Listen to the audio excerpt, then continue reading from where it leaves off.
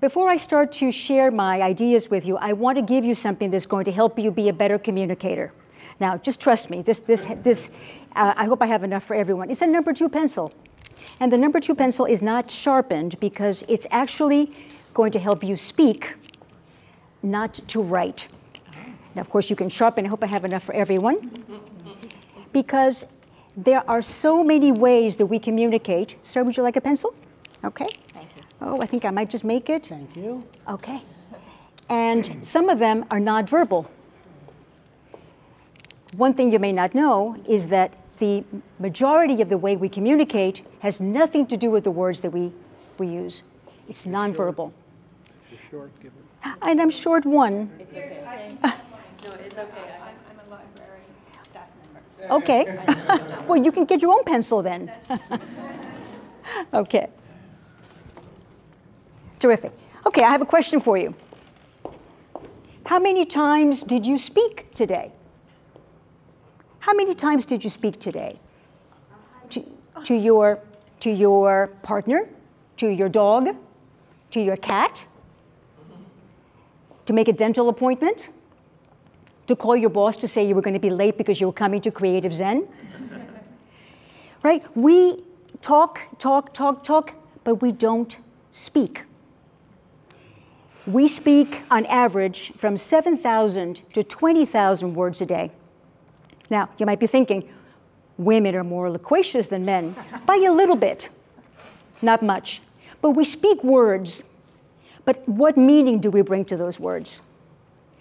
How responsible and how conscious are we of the power of those words to change your life, the life of others, to leave your imprint on the world and make things better for everyone? Each of you has that power. The idea is to be conscious and use your words wisely, because people's attention spans are very short. We only have 7 seconds to make a good impression. 7 seconds. 7 seconds that you first saw me, that you first saw Evan, that you met someone here. That is indelible, because we know you really don't have a second chance to make a good first impression, right? So the way we walk into a room, the words we say, our facial expressions, our entire body is engaged in the act of communication.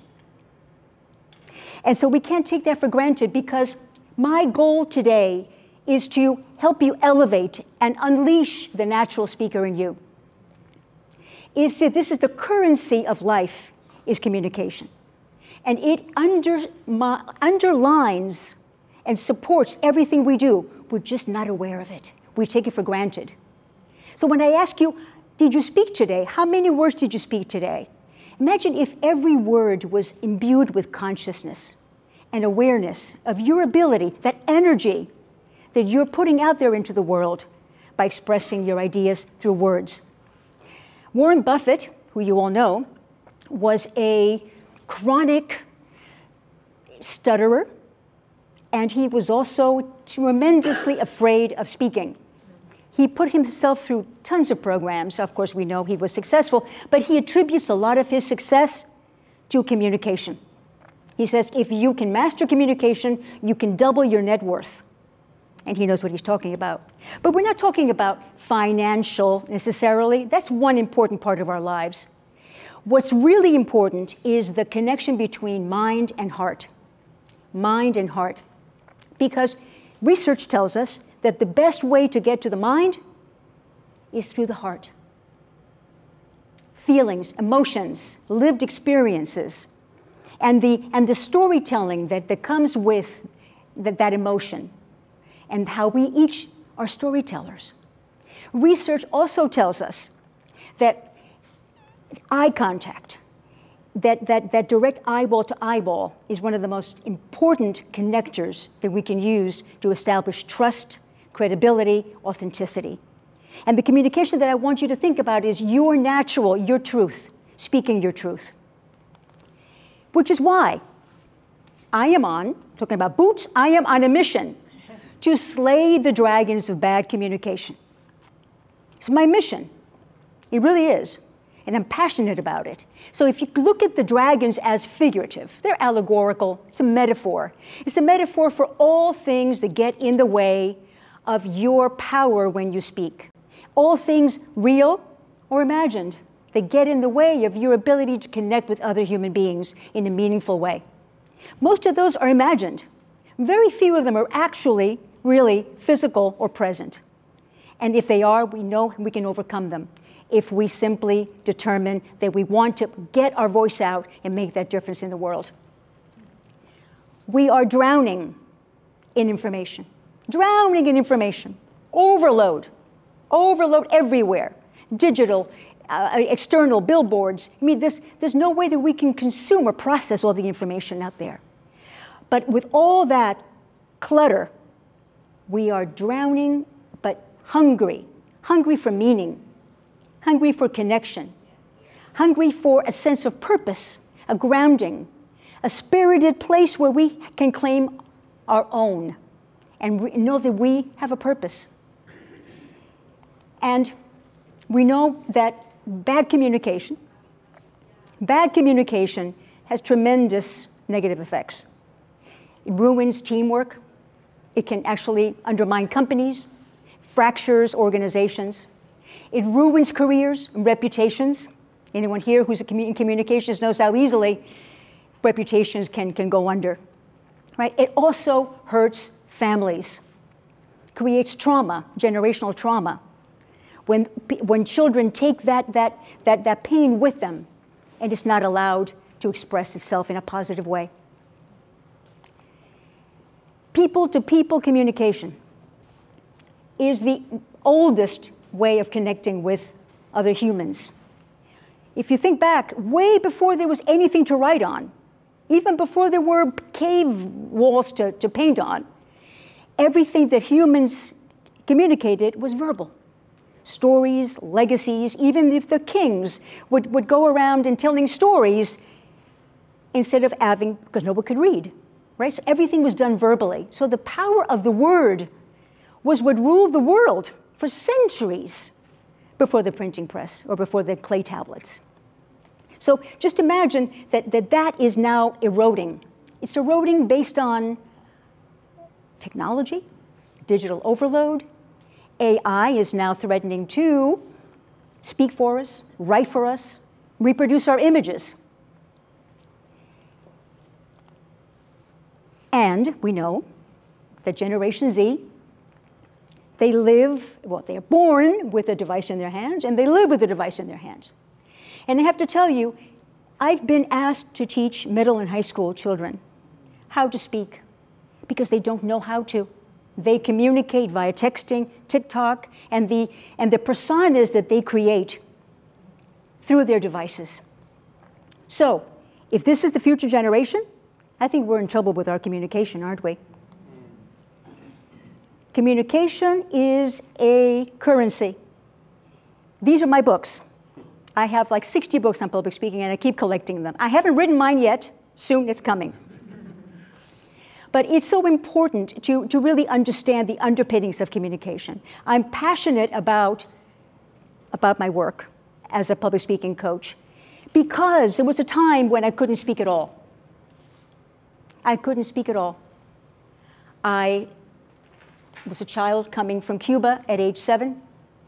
I went into a very, very traumatic situation, being put in a boarding school for 3 years, where I was the only child who spoke Spanish. And so I was in this new place where I had no one. My mother and father weren't there. And so I went silent. I couldn't talk. I couldn't speak Spanish, I couldn't speak English. I just went silent for a good year. But after I emerged from that, I became a stutterer. I started to stutter very badly, and I did that well into my 30s. So that impediment, that was my dragon. Stuttering was my dragon. But I wasn't alone, because 3 million Americans stutter. We know that our president stutters. And it's a disfluency that many people are embarrassed about, but it's real.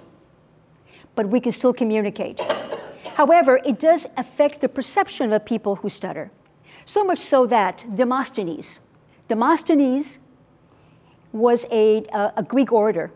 But what makes him famous, as far as public speaking is concerned, where I relate to him when I heard his story, is that he had to claim his fortune and defend himself before the courts. But he stuttered. Nobody wanted to pay attention to him. That was the time of the great orators, right? Aristotle and Plato, and they would stand, on these monuments and pronounce, philosophy. But he couldn't do that. People laughed at him. So what did he do? He decided he was going to shave his head, go into a bunker for 3 months, and when his hair grew back, he knew the 3 months were finished. He used to use pebbles in his mouth, and find all imaginative ways to get rid of his stutter. After the 3 months, when his hair grew back and he came out, he was able to go before the judges and defend his case. So there is so much of a precedent in terms of the importance of defending your case. Defending your case, you know that prisoners in jail who are serving light sentences, but they have to go to parole. And they have to defend themselves before the parole board. They don't know how to speak for themselves. And very often, it results in them staying in jail a lot longer. What consequences, right? What consequences there are to not being able to speak your truth, tell your story. The dragons that keep us from those stories are very common. You probably know this one. Fear. Fear. There's an actual medical term for it. It's called glossophobia. Write that down.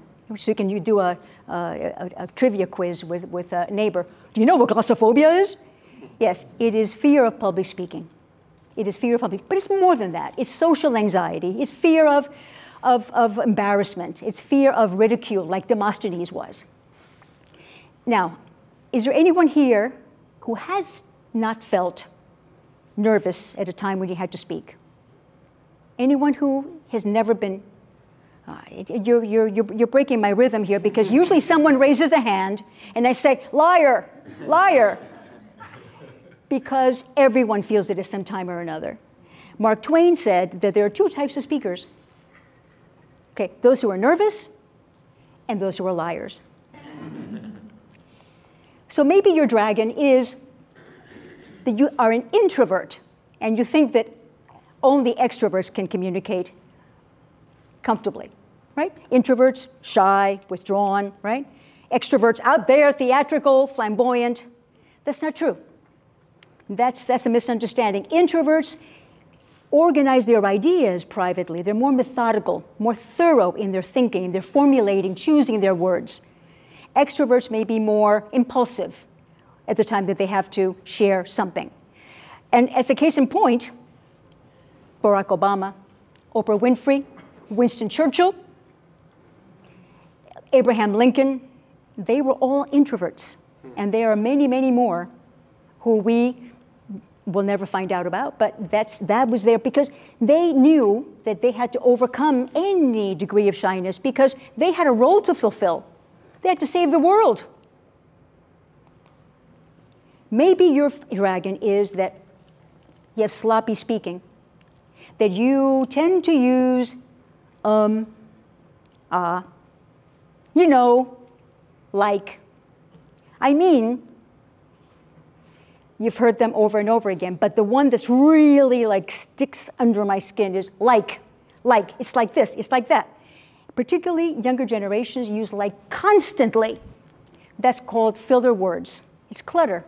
You gotta declutter your speech. But this also is also lazy speech. Your vocabulary. How many words do you acquire? I mean, there's 170,000 words in the English language. 170,000, and most people in a lifetime only really work with 20,000. Look at all the potential to add other words to express meaning of what you want to say. Another dragon. Listening. We never learn how to listen. Our mothers and fathers might say, sit down and listen to me. That's not the way to teach somebody to listen, right? Listen is as important as speaking. It's circular. You can't do one without the other. As a matter of fact, the best way to listen is to be in silence. In silence. And allow the sounds and those vibrations come to you.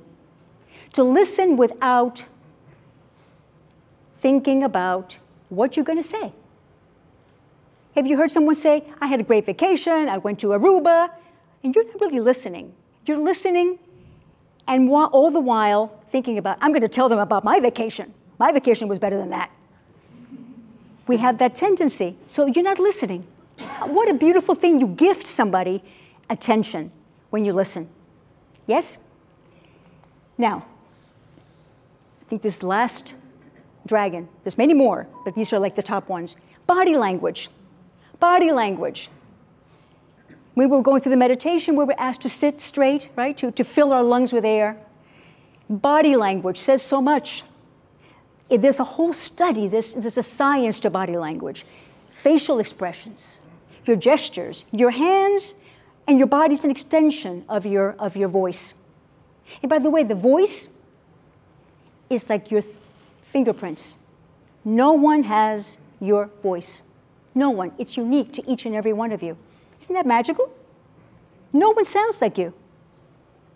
So how you put all this together, how you use your body to express what you want to say, how you invite or you reject people by where you stand, how you stand. These are obviously not very favorable body positions when you're trying to be a good communicator and make that first impression, those first 7 seconds in the world. The most powerful aspects of body language and gesture is eye contact, looking people straight in the eye. And that applies as well when you're doing video communication, when you're on Zoom. Got to look at that lens, because in that lens are the teeny, weeny people in there. But they're in there.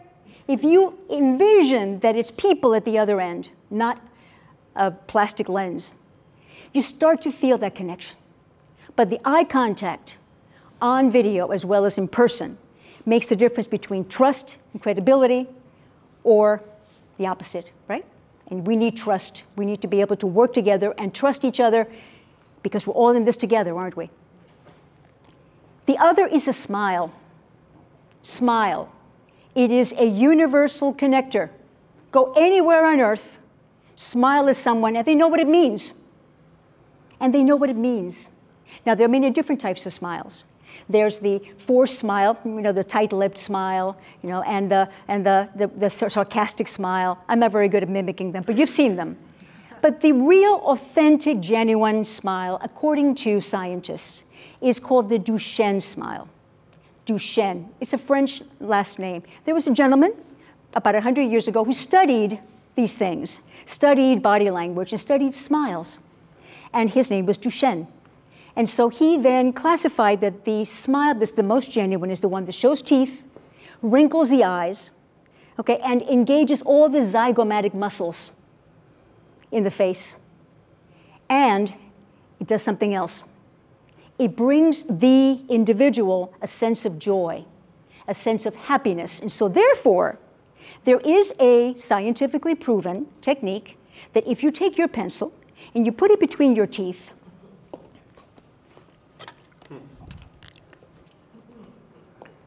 you can simulate the sensation. Come on, do it with me. That's why I gave you the pencil.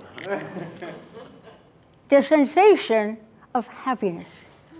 The sensation, there's chemicals that go to your brain. Showing teeth, wrinkling the eyes, right? Very simple. Very, very simple. And you can do it when you're in a bad mood. Do it when you're in the car and you want to kill the person in front of you.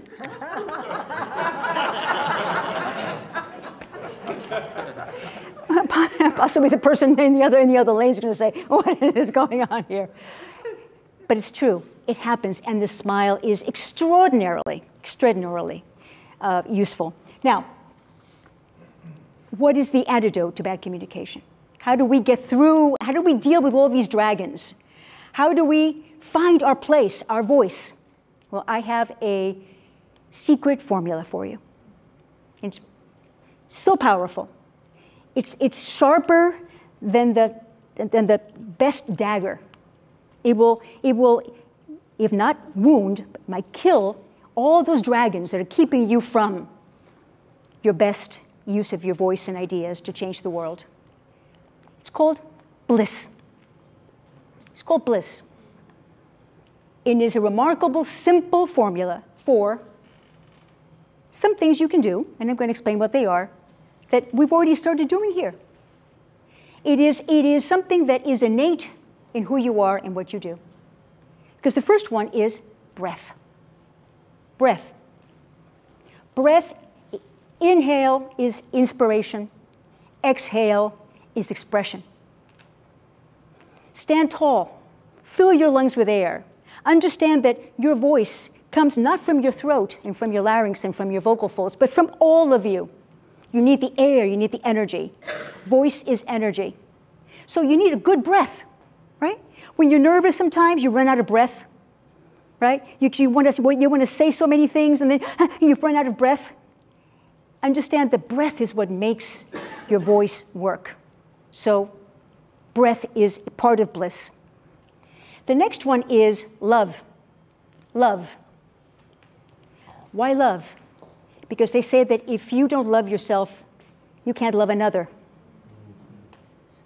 And if you don't love your audience and respect them and show them that you care, your communication doesn't matter. So show the love of your topic and share that love with others. That authenticity will make all the difference in the world. The other one is imagination. Imagination. Envision yourself climbing that mountain, being in front of that audience and hearing the applause. Envision yourself being able to influence someone, to persuade, to inspire, to coach, to help someone in trouble, to lend a hand, to support a cause that you care about. Envision yourself being that change maker.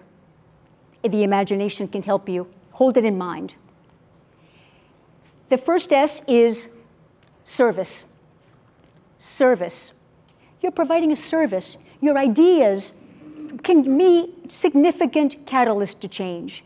Share your ideas. Be of service to others. Give of yourself, as Evan does in terms of stimulating the cultural community here, bringing people together. Be of service. Show up. Give people your attention. And the last one is, of course, my favorite, the smile. The smile. Bliss, B-L-I-S-S. The last S is for smile. It won't fail you. Thich Nhat Hanh, the Buddhist philosopher, said that a smile is a beautiful sound. A smile is a beautiful sound. And you can make that sound every day. Every day. So, my friends, bliss is your way to achieve all those things that are innately yours, to find the natural speaker in each and every one of you. You may be saying, no, I get too nervous. Oh, no, I don't have the right vocabulary. Oh, no, I'm an introvert, and I can't do that because it's not in my nature. You'd be surprised. Find your bliss.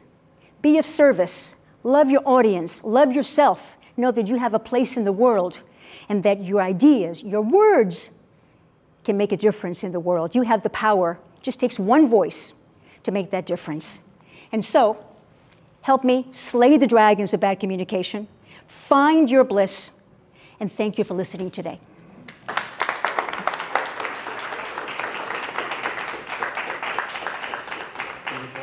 Oh, and by the way, to be in touch with me, you can take that QR code. So before we open up to Q&A, what are some ways that people can engage you personally, professionally? Help individuals who have a particular situation that you need to ace. Maybe it's a speech, maybe it's a training, or maybe it's even I work with people on wedding toasts and ceremonies, on annual meetings, on pitches for investors. I work with young people who are interviewing for college entrance, okay, or applying for internships. So I work with individuals, which is what I love because I can get really close to you and understand what your needs are. I also do team training in presentation skills, on branding, and just overall executive communication. I do virtual training as well. So I do workshops, and so I'm starting this summer. I started a summer camp, which with a small group to really do more of a deep dive on everyone's needs to up level, and figure that summer's a time to play, but it's also a time to catch up on your skills. So when you come back in the fall, you'll be much more prepared. So please, this is my website. Please feel free to contact me to join my mailing list. I put out a blog every week, and I have a series of videos that hopefully you'll find helpful. And I briefly brushed over Pechakucha, but could you? Sure, okay. So we met through Pechakucha, which is, Jackie, you're still here. You're Japanese, right? It's Pechakucha, right? Chit-chat. Chit-chat, which means chit-chat. It is a Japanese form of short storytelling. Okay, and Evan did a Pechakucha. It's available on pechakuchamia.com, which is the website for the Miami group. There's more than 1,200 cities where these nonprofits, volunteers come together. And the beauty of it is that it is 20 slides that advance automatically every 20 seconds. So you're talking, 20 seconds, you got to go to something else. You got to transition into a related topic or something else. And it just keeps going. It's not going to stop for you. And the beauty of it is that it forces you to be totally prepared and to interplay with the slides and to have a dance with the slides. You have a total of 7 minutes to talk. That's it. And you'll be surprised how much information you can share in those 7 minutes. And it is a wonderful way of storytelling. I use it to teach executives who are long-winded, verbose, death by PowerPoint, reading the text from slides. I use it to show them how they can do it differently. Now, they're not going to do a Pechakucha in front of the board, but they're going to start to see that it's possible to be much more brief, concise. Okay? Because when you're brief, you also show more conviction. You show that you're more on top of your material. Right? People can only process so much. So the Pechakucha it's a lovely way of storytelling. We've got all the videos from the last 4 years on the website, so you can see Evan, myself, and many others. And it is it's a name that people don't really know, but if you think of it phonetically, Pecha, P-E-C-H-A, K-U-C-H-A. It started in Japan 20 years ago, and it's all over the world, and it is just delightful, and hopefully you'll come back and you'll do another Pechakucha sometime soon. Or we invite all of you to come. Our next event is September 19th. And if you go to the website, pechakuchamia.com, you'll see the notice for the, it's free. So you just basically, you need to make a reservation, and you'll see the location. It will be in Miami-Dade, however. It won't be here. But maybe one day we'll do one here. 3 of the last 4 speakers, Angela and Ezgi, and now yourself, yes. were Pechakucha speakers. Yes, so exactly. Appreciate that. Yes. YouTube. And you too. That's right, yes. Yeah. We're a growing community. Yes. Thank you. Good.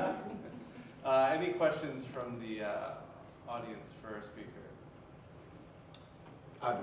Yes. In particular, it's kind of a combination of 2 questions. Very impressed with, or statement and 2 questions.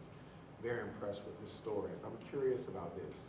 What is one of your greatest accomplishments based on the communication side, and what has it inspired you to further do with the rest of your life?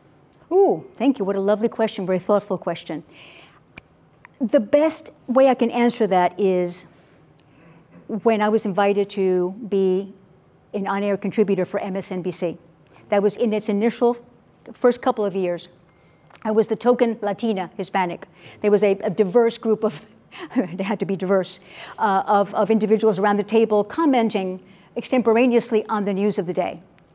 It was live, but the real challenge was they didn't give you a heads up. We're going to be talking about this topic, this topic, this. You showed up, and then you were on the air, and you were asked to talk about something that you knew nothing about. How do you finesse it so that you're not saying, I don't know anything about it, but say something intelligent or play off of someone else who may have known about it, or maybe the introduction that the anchor gave. And that, to me, was the best school that I've ever had. It was live. When I saw the red tally light on the camera, it means it's live. It's there. There's no second chance. It was energizing, because I'm saying this is sink or swim. And so the more I did it, the more I enjoyed it, because every day was challenging. So it's a matter of what it is, it's mindset. Always having something you can say that makes you sound intelligent. Always finding a hook, playing off of someone else. Finding phrases and concepts that are general enough that allow you to enter the topic and not sound like you're a novice. So it's preparing. If anyone's done Toastmasters, anyone done Toastmasters here? Okay. Do you remember table topics? Table topics is 2 minutes of impromptu speaking. You're not prepared. Sometimes you don't know what you're going to talk about, right? And you have to figure it out. So that was my best experience. It really was my school. That was about 20 years ago. And that experience really gave me even more ammunition to do what I'm doing today. When also, I guess, another one that I mentioned during the intro part of your bio is you pivoted to create the Zoom score. Yeah. During the lockdown, because I started my business at the end of 2019. And of course, the world changed in 2020. And I said, how am I going to grow my business? So I recognized that people were really struggling with how to deal with Zoom, Teams, all the Skype and all the other forms of video communication. How do you survive there? How do you engage and make it as human as possible? Right? How do you show up? How do you light yourself? How do you frame yourself? What do you wear? What do you do with your background? So I created a 10-point system that guides people through check, check, check, good audio, good lighting, good eye contact, good background, and all the different aspects that when you show up, you look like someone that you want to do business with. And it makes you feel confident, and then you can get right to business, as well as how to conduct a meeting so it's shorter, right? It's less of a drag on people, because it's tiring to look at a screen for many hours. So that's what I did. And I was hoping that when we came back to the real world that it wouldn't be necessary anymore, but it still is. Yeah. I like a good Zoom.